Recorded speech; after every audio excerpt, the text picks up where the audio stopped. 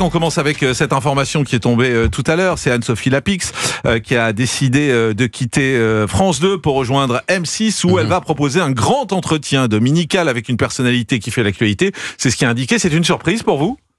Non, ça fait partie d'une carrière, je crois surtout. Puis ça fait déjà plusieurs mois qu'on parle de Anne-Sophie Lapix et qui Lapix, avec un X. J'avais oublié le X, pardonnez-moi. Sophie Lapix et effectivement, on sentait qu'il y avait déjà des allers-retours, des rumeurs. Et finalement, pour cette rumeur s'est confirmée, voilà, en ce jour. Donc voilà, c'est plutôt une bonne nouvelle, c'est bien. Mais ça fait partie d'une carrière. C'est une jeune journaliste. Elle est à la moitié peut-être. Enfin, ça y est. Non, c'est bien. Voilà, ça commence fort.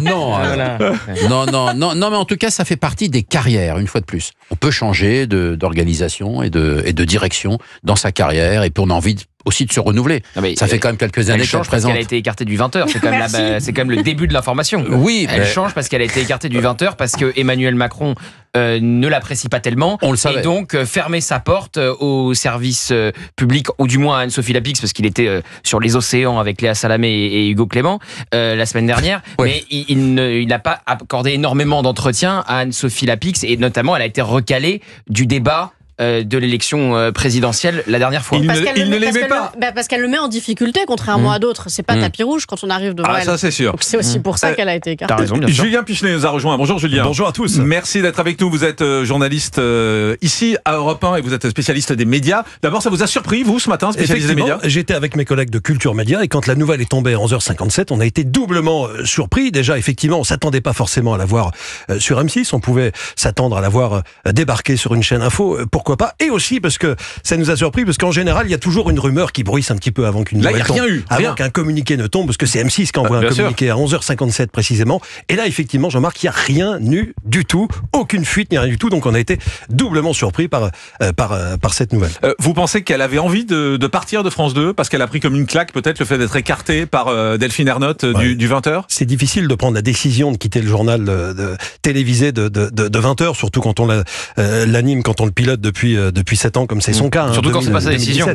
Voilà, mais je pense qu'elle serait restée effectivement encore une année de plus si elle avait eu sans doute la possibilité. Même 10 ans de plus. Peut-être même 10 ans de plus. On se souvient que son prédécesseur, David Pujadas, est resté lui entre 2001 et 2017, 16 ans à ce poste, et certains ont fait encore plus long, mais c'est une info dont on parle avec enthousiasme, parce que c'est rare de voir un changement à la tête du JT de 20h. Depuis le début des années 2000, il y a eu 3 titulaires aux 20h en semaine sur France 2. Claude Sérillon, tout début des années 2000.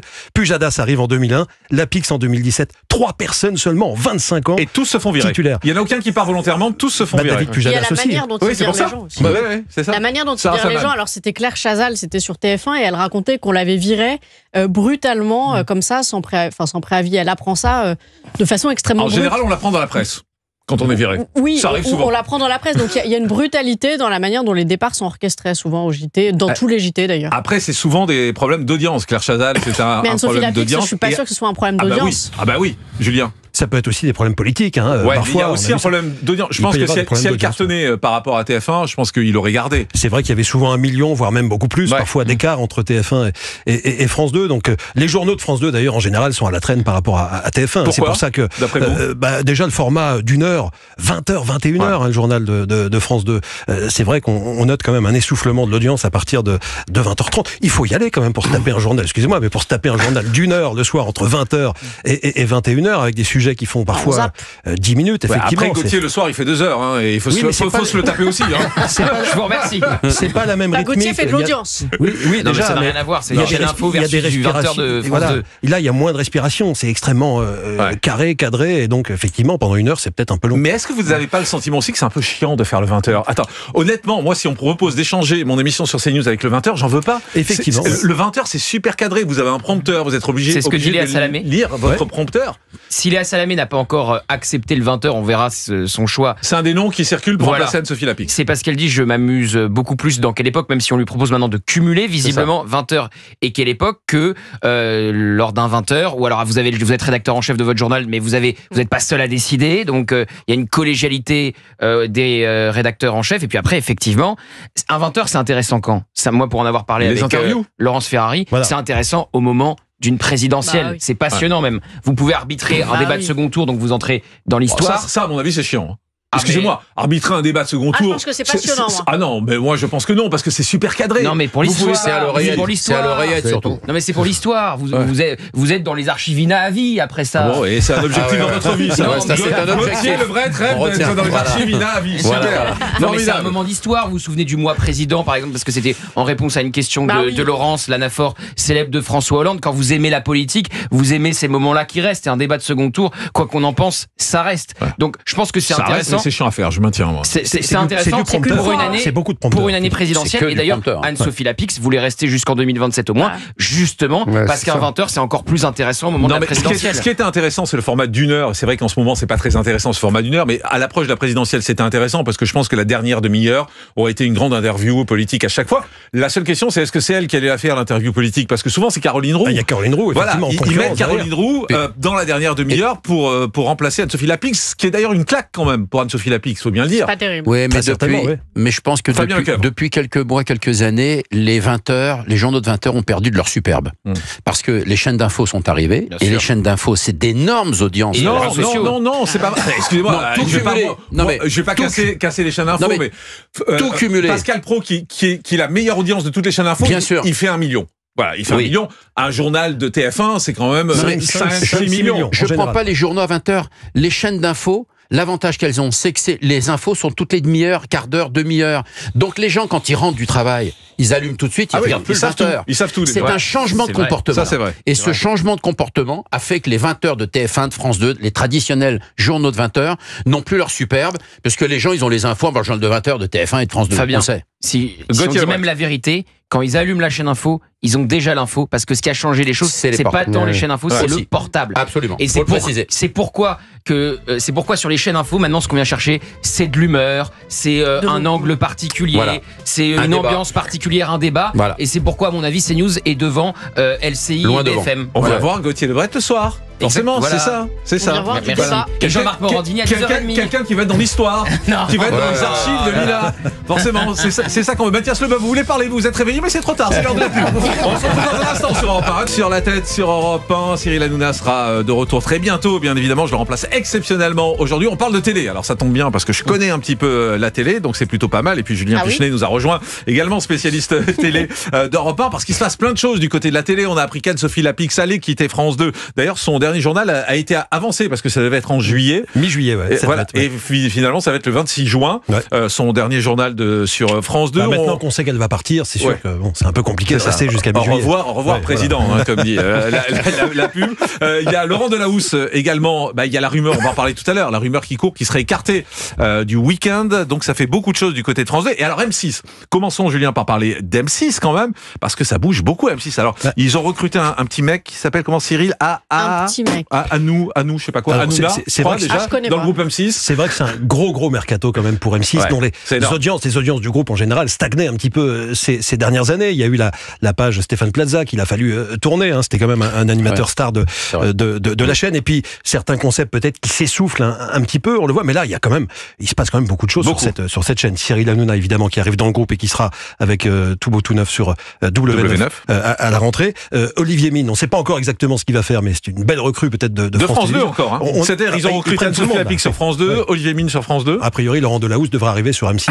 On peut l'annoncer. Non, mais si ça continue comme ça, on aura la grille de France 2 sur M6 à la saison prochaine. Mais effectivement, c'est un gros mercato. Ajouté à tout ça, finalement, le foot que récupère M6. On a vu 11 millions et demi de téléspectateurs pour la Ligue des Champions, le Mondial 2026, 2030, entre autres grands événements sportifs qui vont être sur M6 bientôt. C'est vrai qu'il y a une tentative de renouveler un petit peu la chaîne et de relancer cette chaîne dans les audiences. Mais il faut expliquer que c'est aussi parce qu'il y a un changement de direction. Effectivement. C'est pour ça qu'il y a une nouvelle vague du côté de M6. La fin de la page Taverneau, qui maintenant est ailleurs, à la branche LFP de foot, de la Ligue de football professionnel. Donc effectivement, quand il y a une nouvelle direction, il faut évidemment du sang neuf, et là on le voit, mais c'est assez intriguant. En tout cas, c'est un très très gros mercato. Ça fait plusieurs années qu'on n'a pas eu un mercato comme ça en fin de saison. Il y a beaucoup de questions qu'on se pose. Par exemple, qu'est-ce que va faire Olivier Mine sur M6 à la rentrée? Des variétés, c'est ça? Ils ont dit du divertissement, mais on voit pas trop ce qu'ils pourraient faire. Exactement. Anne-Sophie Lapix, on n'a pas encore de détails sur ce qu'elle va faire. Alors, elle arrive dans le groupe RTL. Non, pardon. C'était l'humour de Sarah Salman. Si vous nous rejoignez, bienvenue sur Rire et Chanson. Elle sera à la fois à la radio dans le groupe M6, mais aussi donc elle aura une émission politique. Elle va retrouver ses premières amours. Bah oui, ça va être Dimanche Plus. Dimanche Plus, ça va être ce que faisait qui était à l'époque sur Canal+. Exactement. Voilà. C'était d'abord Laurence Ferrari et puis Anne-Sophie Lapix. D'ailleurs, Anne-Sophie Lapix était aussi passée derrière Laurence Ferrari à 7 à 8 sur TF1. Donc on voit très bien vers quoi ça va tendre. C'est mais c'est pas dans l'ADN. C'est quand même pas très dans l'ADN d'M6. Oui, de mettre un rendez-vous politique le dimanche après-midi. Alors on n'a pas l'heure, mais c'est vrai que ça sera intéressant. Là où autrefois il y avait des émissions de Stéphane Plaza, Recherche appartement, etc. Est-ce que le public d'M6 est prêt à voir ça? Exactement. C'est un risque quand même. Sarah Salman, c'est pas le même public pour vous? Stéphane Plaza, j'ai jamais regardé ses émissions, mais a priori les émissions. D'ailleurs, elle n'a pas la télé, Sarah. Ça c'est. Non, mais j'ai découvert ses émissions quand il y a eu les articles sur son procès. J'ai regardé un peu ce qu'il faisait. C'est une intervention intéressante. Je vous remercie, Gauthier, mais au moins moi j'interviens, contrairement à vous. Non, lui dites pas ça parce que déjà qu'on entend que lui, c'est bon. Non, mais c'est sûr que c'est pas le même public. Et la politique un dimanche après-midi, moi je l'aurais plutôt mis le dimanche soir ou un autre, mais en plein après-midi, non, j'aurais pas mis ça. C'est pas en plein après-midi, à mon avis, ça va être vers midi, 13h, ça va être dans ces eaux-là, je pense. Mathias Leboeuf qu'on a réveillé. Oui, moi je trouve que essayez de parler dans le micro si c'est pas mal plutôt qu'à côté. C'est une bonne chose. Voilà. Elle a quand même passé plus de 7 ans, 8 ans au JT de France 2. Donc je trouve que moi les présentateurs restent trop longtemps. 15 ans sur un siège. Non, mais au JT, oui, et notamment 20h, c'est long, quoi. Donc 8 ans, moi je trouve ça pas mal. PPDA, ça a duré combien de temps? C'était trop long. C'était une autre époque. C'est une autre époque. Faut changer. 8 ans, même déjà, ça me paraît. Moi, je sais pas, 8 ans, je resterai pas 8 ans sur le même siège à faire la même chose. En même temps, vous laisserez pas 8 ans.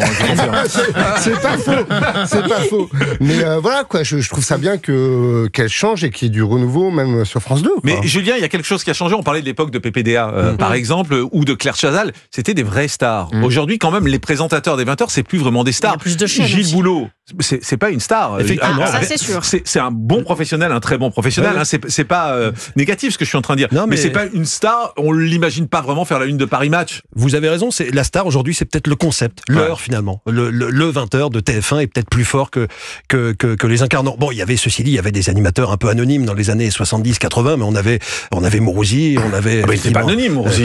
Non, c'était des stars gigantesques du journalisme qui étaient connus de tous les Français. Ça s'est perdu aussi avec un petit peu l'effritement des audiences. Non, parce qu'il y a d'autres stars. Maintenant, il y a des stars comme Cyril Hanouna, Pascal Praud, et il y a d'autres stars finalement. Parce que je crois que les chaînes d'infos, avec leur rythme et l'éditorialisation de l'information, ont basculé. Les stars aujourd'hui, la personnification sont sur les chaînes d'infos. C'est pas vrai. Si, sur l'information. Ça dépend des chaînes. Non, mais excusez-moi, allez voir BFM, c'est qui? Non, mais allez voir LCI à part Pujadas, vous connaissez qui? Ce que je veux dire, c'est que Darius Rogemin, Pujadas et Darius, c'est tout. L'incarnation de l'information. Apolline de Malherbe chez BFM. Oui, et puis Olivier Truchot, Alain Marchal. Oui, non, mais il y a quand même, et justement, l'incarnation de l'information est passée sur les chaînes d'infos. Du coup, les JT à l'ancienne ont un peu été évidés de leur. C'est pas le cas sur toutes les chaînes d'infos et à toutes les heures. Moi, je suis d'accord avec Jean-Marc. On vient de citer. Appelez-moi Jean-Marc. Oui, non, vous avez hésité, c'est pour ça que je voulais vous rappeler mon prénom. Non, j'ai pas du tout hésité. Je vous en prie. Je suis d'accord avec vous parce que sur BFM et LCI, c'est très limité les incarnations fortes. Sur ces chaînes, c'est l'actualité.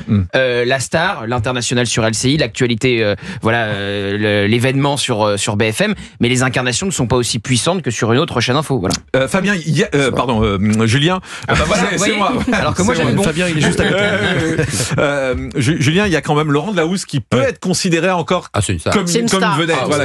Star, je sais pas, mais vedette en tout cas. C'est une vraie vedette. Laurent Delahousse. Alors, il paraît que lui aussi, il est sur un siège éjectable.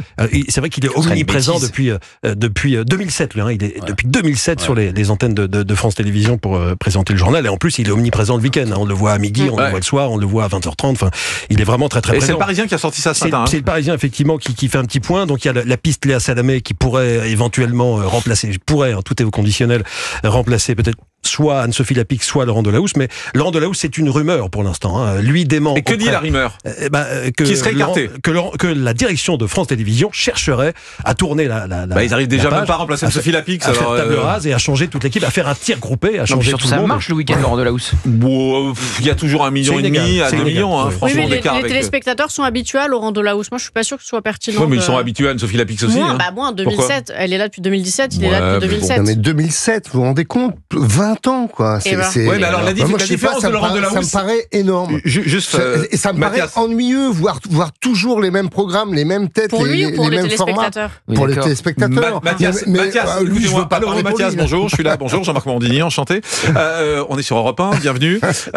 Juste à un moment donné quand même, il a quelque chose de particulier, Laurent Delahousse, c'est qu'il fait une partie magazine. Ouais. Voilà. C'est-à-dire qu'il fait son 20h où à mon avis il se fait chier. On va dire les choses et je crois qu'il a jamais dit clairement qu'il adorait. C'est son petit plaisir personnel. Voilà. Mais la suite, la partie le 20h30 le vendredi, 20h30 le samedi, 20h30 le dimanche, on sent que là il s'amuse et il apporte quelque chose. Il y a une vraie écriture, moi je trouve, dans cette partie-là. Cette partie magazine et ce format magazine, il pourrait peut-être le faire ailleurs, sur d'autres tranches, sur d'autres horaires, sur d'autres formats. Ouais, mais il y a pas vraiment. Je le vois pas rester sur France Télévisions et lâcher cette tranche qui effectivement il semble affectionner particulièrement. Et je vois pas non plus qui à France Télévisions, quel visage de France Télévisions pourrait lui succéder dans cet exercice.